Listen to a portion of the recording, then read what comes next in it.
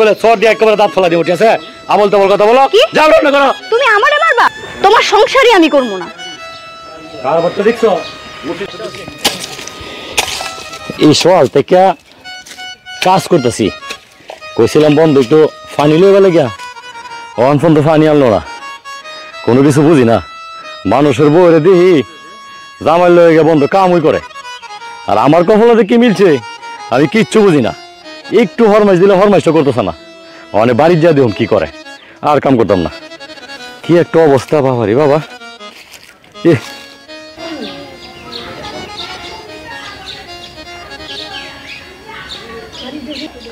ভাবি সকাল থেকে নিয়ে আপনি মোবাইল টিপতেছেন, বাইরে গেছে এদিকে কাজের মধ্যে, আমার পেটে খিদা, কিছু রান্না করলেন না? হইছে তোমার কথা হইছে? আমি সারাদিন কি করব না করব, ফোন চালাবো না কি করব, এগুলো কৈফিয়ত কি তোমার কাছে দিতে হবে?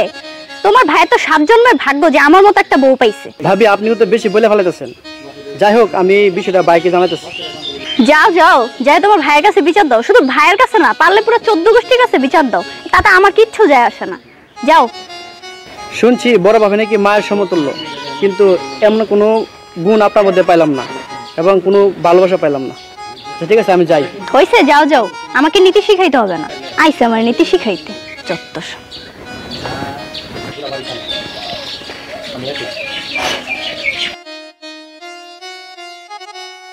অবস্থা কাজ যে রোদেছে, এইদিকে থাও। কাজ করতে করতে আমি ক্লান্ত হয়ে গেছি গা।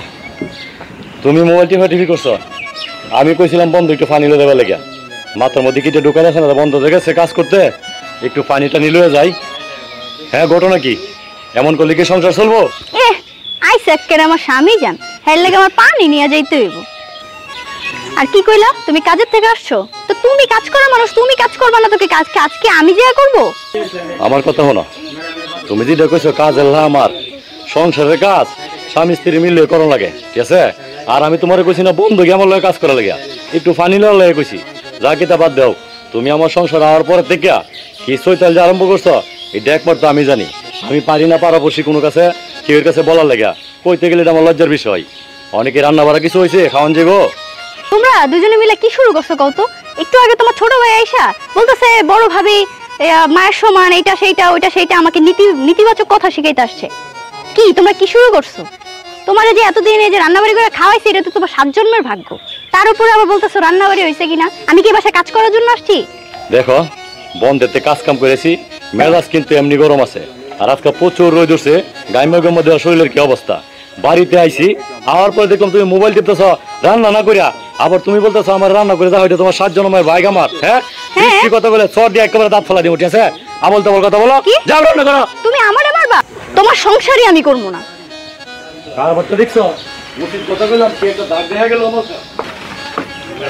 ইগো তুলো না, একটু আয়ো না, বস্তাটা একটু ধরো, আলগা দেওয়া আয়ো। ওই ডাক্তার শিখরে বেরোতে পারো না, কি ব্যাপার তুলো না, ওই করতে পারো, বস্তাটা একটু ধরো। কি হইছে, চেঁচামেচি করতেছো কেন? কি ব্যাপার তোমার হাতে ব্যাগ টেক, কি সমস্যা? কি ব্যাগ? ব্যাগ মানে বোঝো না, আমি বাসা ছেড়ে চলে যেতেছি। কি পাইছি তোমার সংসারে থাইকা? আমার বাপ একটা ফকিন্নির লগে বিয়া দিছে আমারে, না আমারে নতুন জামা কাপড় কিনে দিতে পারতেছো, না খাওয়াইতে পারতেছো, কোনো দিক দিয়ে সুখ শান্তি পাইতাছি না। আমি আর আসলে এই বাসায় থাকতে পারবো না, আমি চলে যেতেছি, একবারের জন্য চলে যাবো, আর আসবো না। আমি একেবারে চলে যেতেছো মানে? আমি আমার সমর্থ অনুযায়ী তোমার যথেষ্ট পরিমাণ সম্মানের জায়গা তোমার আমি রাখছি, তুমি যখন যা চাইতেছ আমি আমার সমর্থ অনুযায়ী তোমার আমি তা দিতেছি। আর তোমার 5 তলা 10 তলা কি মানুষ সুখ শান্তির জায়গা, তোমার কি আমি কম সুখে রাখছি? তুমি সঠিক মতো আমার রান্না করে হও না, সঠিক মতো একটা কাজ করো না, আমার নিজের জামাটা আমার নিজের দোয়ান লাগে, আমি সব কিছু মাইনে নিছি।